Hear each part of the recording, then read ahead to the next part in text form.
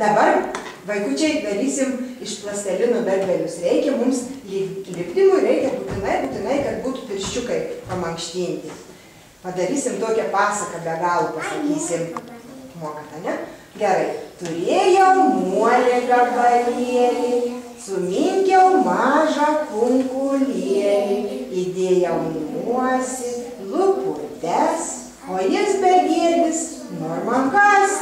Aš jam per kaktą taust ranką ir lieka vėl ruda tešla.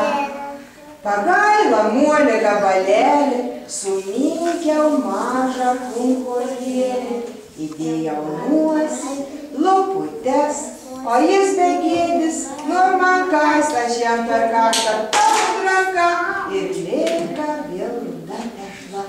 Pagaila mažą gabalėlį, suminkiau mažą kunkulėlį, įdėjau nuosi luputes, o jis begėdis nor man kas. Aš jam per kaktą taust ranką ir lieka vėl ruda tešla. Pagaila muolė gabalėlį, suminkiau mažą kunkulėlį, įdėjau nuosi luputes, o jis begėdis nor man kas. Aš jam per kaktą taust ranką ir lieka vėl ruda tešla.